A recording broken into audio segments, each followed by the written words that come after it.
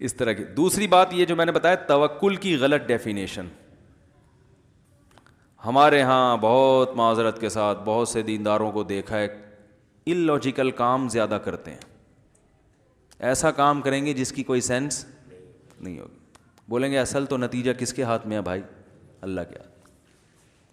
الٹے کام کرے گا. ڈاکٹر نے بتایا ہے کہ آپ کا کولیسٹرول لیول اس اسٹیج تک پہنچ چکا ہے, اگر آپ نے پرہیز نہیں کیا تو آپ کسی بھی وقت ایک دھماکے کے ساتھ پھٹ سکتے ہیں. صبح پھر انڈے کھا رہا ہوگا, پراٹھے کھا رہا ہوگا, دیسی گھی پی رہا ہوگا. بھائی موت زندگی تو کس کے ہاتھ میں ہے؟ یہ بے دین لوگ یہ باتیں نہیں کرتے. وہ تو یہی کریں گے ابے بھائی تمیز سے چلو ڈاکٹر. ان کا تو اللہ پر ایمان ہی نہیں ہے نا. ٹھیک ہے نا. میں ان کی تعریف نہیں کر رہا کہ وہ صحیح کرتے ہیں, ان کی سوچ بھی غلط ہے. اس لیے کہ اگر سب کچھ ڈاکٹروں سے ہی ہو رہا ہوتا تو یہ ڈاکٹر جو آپ کو مشورہ دے رہا ہے خود کیوں مر جاتا ہے؟ ٹھیک ہے نا. خود دھماکے سے کیوں. کئی ڈاکٹر ایسے ہیں جو لوگوں کا کولیسٹرول لیول جو ہے نا بالکل بیلنس کرتے کرتے اپنا آؤٹ کر دیا انہوں نے.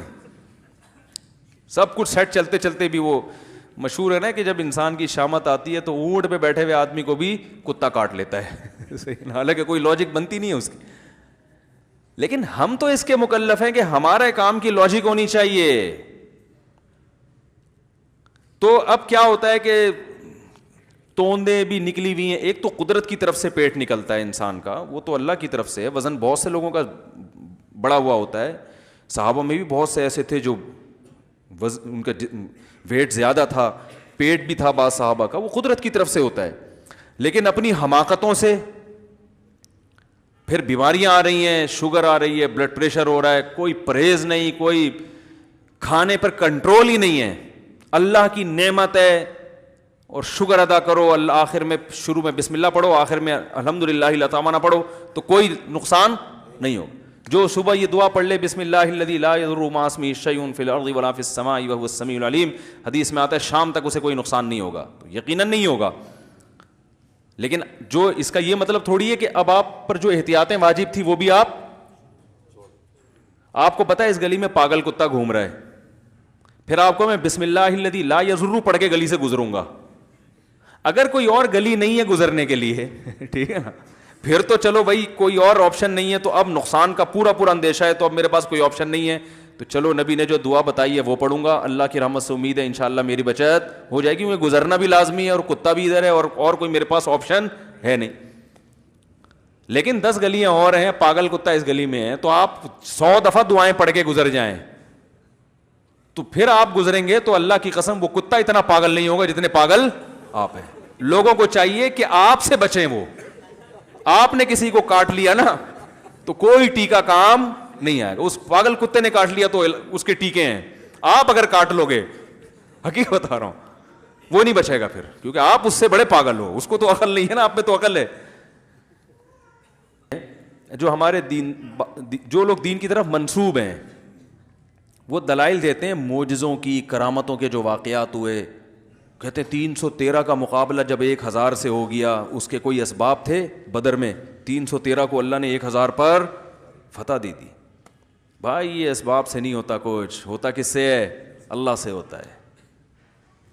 313 دیکھو, نوح علیہ السلام کے دور میں کوئی کشتی مشتی کوئی پانی کہیں بھی نہیں تھا, لیکن اللہ نے کیا کر دیا, کوئی محکمہ موسمیات والوں نے اعلان بھی نہیں کیا تھا بارش ہونے والی ہے, اچانک بادل آئے, پوری قوم تباہ ہو گئی. بھائی اللہ نے جب بچانا ہوگا بچائے گا, جب رکھنا ہوگا رکھے گا.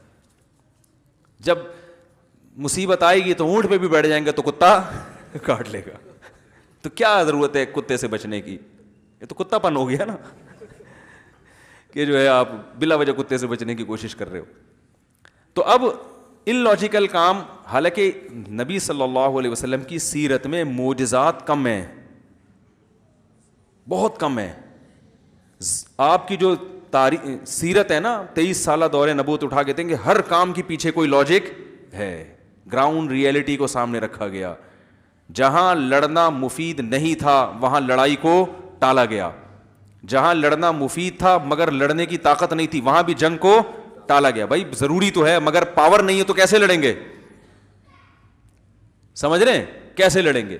جہاں لڑائی کے علاوہ کوئی چارہ نہیں تھا کہ بھائی اب کمزور ہیں مگر اگر نہیں لڑے تو اس سے بھی جائیں گے, تو اب مرتا کیا نہ کرتا بھائی, تو وہاں پھر لڑا گیا. یعنی ہر چیز گراؤنڈ ریئلٹی کو دیکھ کر, اسباب کو دیکھ کر ہو رہی ہے, کوئی جذباتی فیصلہ نہیں ہو رہا.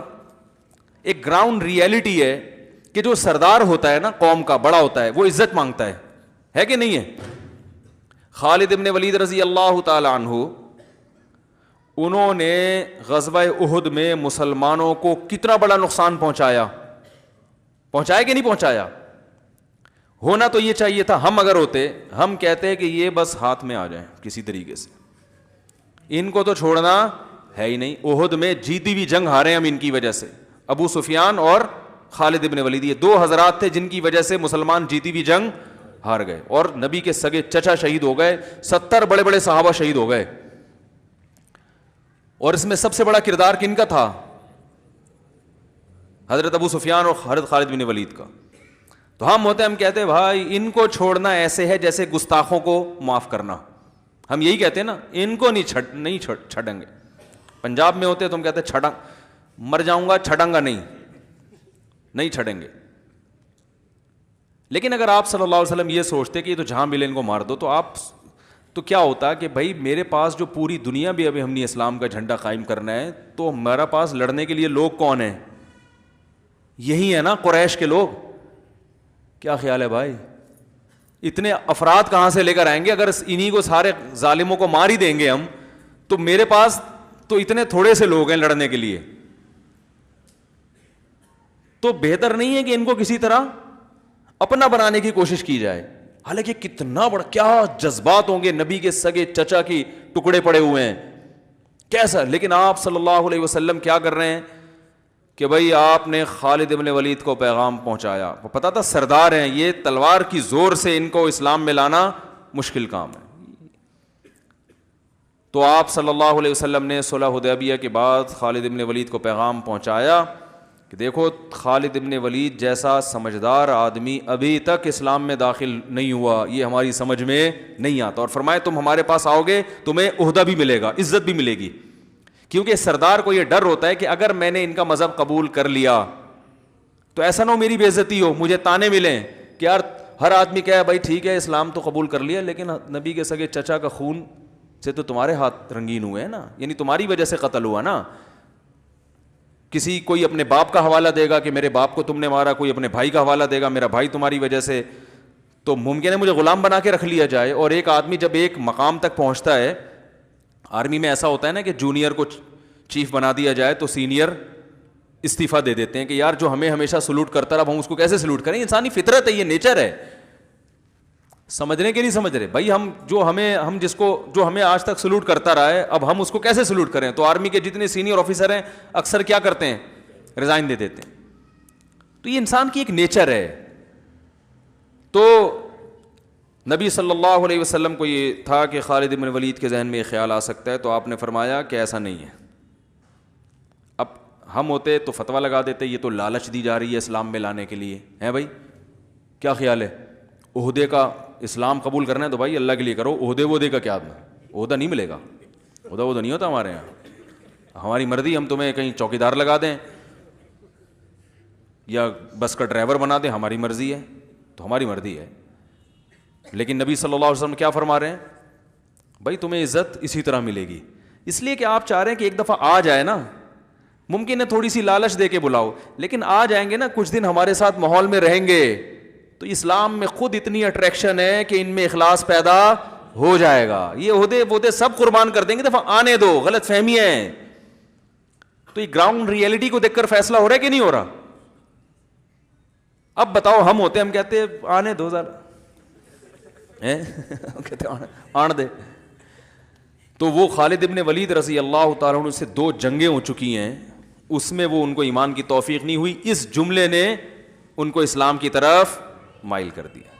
سردار آدمی تو پھر ایسے ہی ہوتا ہے نا, جو خاندانی سردار ہوتے ہیں وہ ایسے ہی ہوتے ہیں. تو وہ آ گئے, اسلام قبول کیا, ان کو کمانڈر بنا دیا آپ نے. لیکن شروع میں تو کمانڈر, اس کے بعد آپ میں اتنا اخلاص پیدا ہوا ہے کہ آپ کہتے تھے کہ میں ہمیشہ امیر بن کے لڑا ہوں. حضرت عمر نے نا جیسے ہی دور حکومت آیا, حضرت خالد ابن ولید کو معزول کر دیا اور بولا عام سپاہیوں کی طرح لڑو گے, امیر نہیں بنو گے. انہوں نے فرمایا کوئی بات نہیں, مزہ آئے گا, پہلے کمانڈر بن کے لڑتا تھا اب سپاہی بن کے لڑوں گا. کیا خیال ہے؟ ورنہ کسی کمانڈر کو معزول کر دو, سپاہی بنا دو, بڑا غضبناک ہوتا ہے وہ. اور وہ کمانڈر جس کو نبی نے کمانڈر بنایا ہو, وہ کہہ سکتے تھے مجھے محمد صلی اللہ علیہ وسلم نے کمانڈر بنایا, مجھے ابو بکر نے کمانڈر بنایا, اور مجھے سیف اللہ, اللہ کی تلوار کا خطاب دیا, اے عمر قرآن حدیث کی روشنی میں آپ مجھے معزول, کیا خیال ہے؟ قرآن حدیث کی روشنی میں آپ مجھے معزول نہیں کر سکتے. قرآن سے تو یہی پتہ چلتا ہے, حدیث سے تو یہی پتہ چلتا ہے, کیونکہ حدیث میں آتا ہے سیف اللہ, اللہ کی تلوار, اور ہمیشہ آپ نے مجھے کمانڈر بنایا, تو آپ کیسے کر سکتے ہیں یہ کام؟ حضرت عمر نے سب سے پہلا کام ہی یہی کیا, جیسے ہی خلیفہ بنے سب سے پہلے خالد بن ولید کو معزول. لوگوں نے کہا کیوں بھائی؟ کہہ رہے ہیں کوئی غلطی بھی نہیں کی انہوں نے, ویسے ہی کہا لوگ یہ سمجھ رہے ہیں ان کی وجہ سے فتح ہو رہی ہے. اسلام کی طرف تو اب لوگوں کی توجہ جائے نہیں, شخصیت پرستی آ رہی ہے, شخصیت پرستی برداشت نہیں ہوگی, معزول کیا ان کو. تو یہ اخلاص پیدا ہوا نا خالد بن ولید, ورنہ کمانڈر جو اتنے عرصے سے رہا ہو اس کو عام سپاہی بنا کے لڑانا آسان نہیں ہوتا. تو ہم نبی کی سیرت میں دیکھتے ہیں ہر کام ایک سوچ کے ہو رہا ہے, ایک طریقے سے ہو رہا ہے. تو آگے ہم دیکھتے ہیں رسول اللہ صلی اللہ علیہ وسلم نے جو سفیر بنائے ہیں مختلف ملکوں میں بھیجنے کے لیے, ان سفیروں میں آپ نے یہ نہیں کہا کہ جس کو چاہے اٹھا کے بھیج دو. مدد کہاں سے آئے گی؟ بادشاہ کے دل کو نرم کرنا کس کا کام ہے؟ اللہ کا کام ہے. یہاں دعا مانگوں گا میں, جس کو چاہو بھیج دو. نا, جتنے سفیر آپ نے ملکوں میں بھیجے ہیں نا بادشاہوں سے بات کرنے کے لیے, ان کی پرسنالٹی کو بھی بہت دیکھا گیا ہے کہ وہ قداور تھے, خوبصورت تھے, بلیغ تھے, بات کرنا جانتے تھے.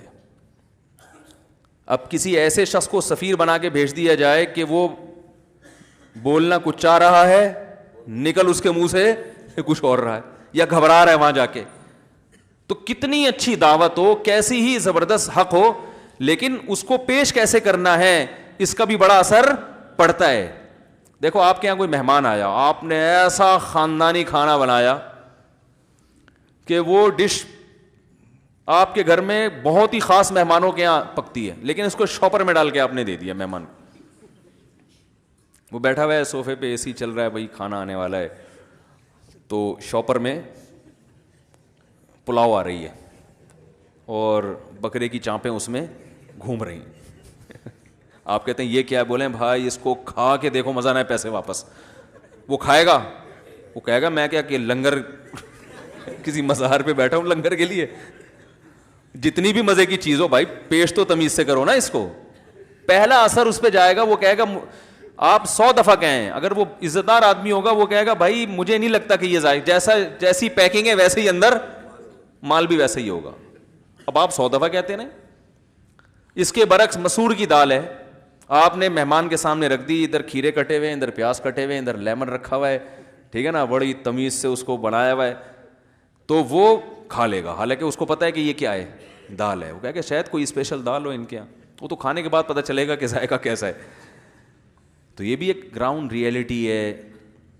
تبھی دیکھو جتنے بھی پیغمبر دنیا میں آئے ہیں سارے حسین ہیں.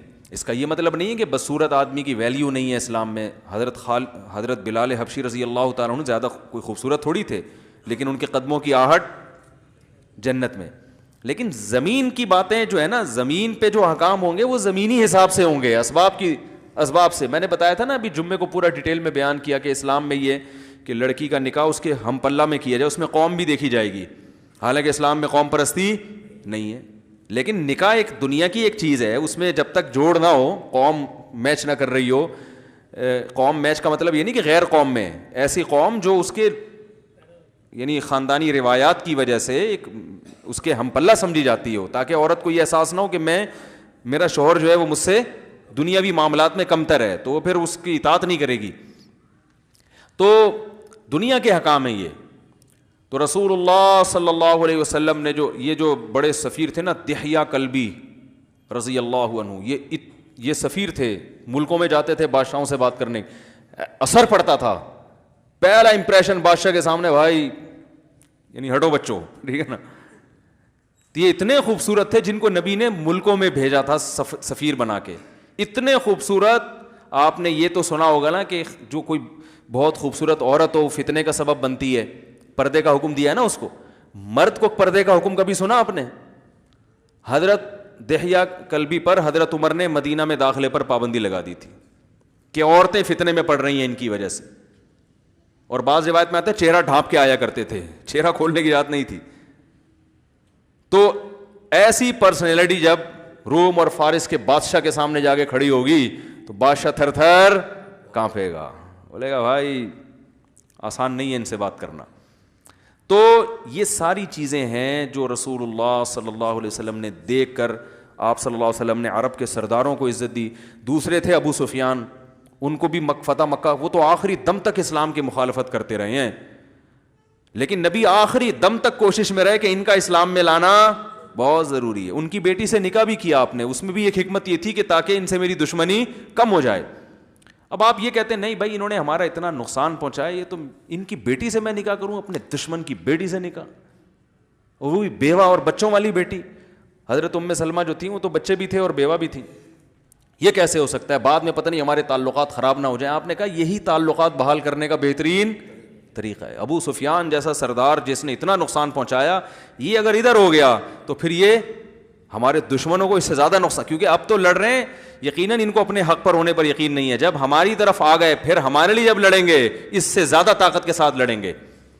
تو سارا کام اگر دعاؤں سے, وظیفوں سے, دم درود سے چل رہا ہوتا میرے بھائی, تو یہ سب تکلف کرنے کی ضرورت نہیں تھی. اللہ جس نے آنا ہے آئے, جس نے نہیں آنا نہیں آئے, میرا کام ہے دین کی دعوت دے دینا.